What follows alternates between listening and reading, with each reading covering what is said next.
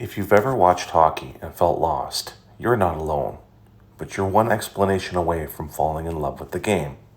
I'm going to be the one who translates the game for you. Hockey can seem challenging to follow until someone finally breaks it down and decodes it, and that's what I'm here to do. At the end of the video, you'll have a basic understanding of the structure of the game of hockey. I'm Coach Tommy, and welcome to Hockey Decoded. Section 1, the rink. Hockey's played on a sheet of ice that is 85 feet wide and 200 feet long.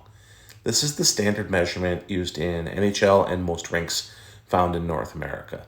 This size is referred to as the NHL size or NHL ice. In Europe and other places in the world, they can use a sheet of ice that's 100 feet wide and 200 feet long, which is referred to as the Olympic ice or the Olympic size. We'll break down the differences between NHL hockey and Olympic hockey in a later video. The game is pretty similar, but there are some distinct differences.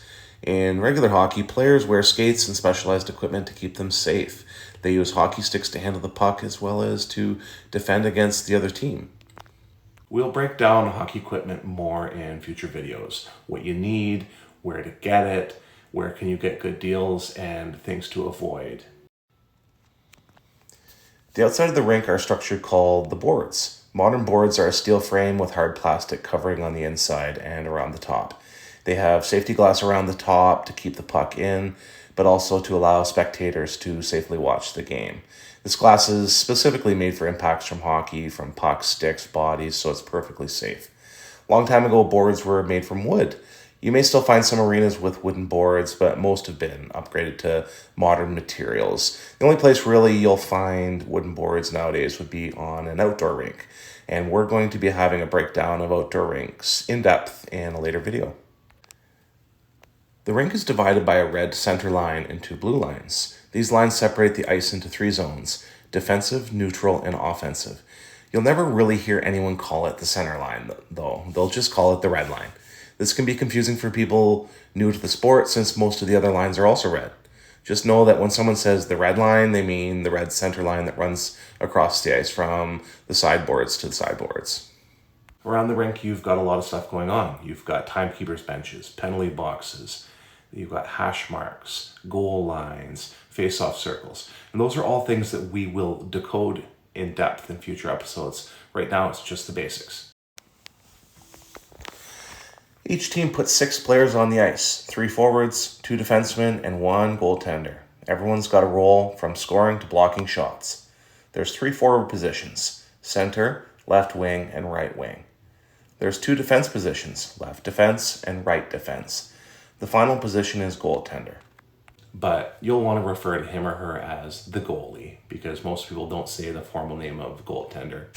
The object of the game is simple: score more goals than your opponent before the time runs out. Goals are scored by shooting the puck into the opposing team's net. Hockey is what we call an invasion sport, meaning that the objective is to invade the other team's territory to score points while preventing the other team from scoring. These sports emphasize offensive strategies to advance into the opponent's area and defensive strategies to protect one's own territory. And really, that's just a fancy way of saying that hockey is similar to soccer or basketball in that fashion. Games are played in 3 20-minute periods with intermissions between each. If the game is tied after 3 periods, it can go to overtime, and in some leagues, even a shootout. Younger players in minor hockey probably won't play 20-minute periods. They'll play 15-minute periods or possibly 10. Usually, 20-minute periods is reserved for much older players. There's usually 4 officials on the ice, 2 referees who call penalties, and 2 linesmen who focus on offsides and faceoffs. Different leagues have slightly different rules. The referees are indicated with orange stripes on their arms. Most of the time, people will simply refer to the referee as the ref. The other 2 officials are known as linesmen.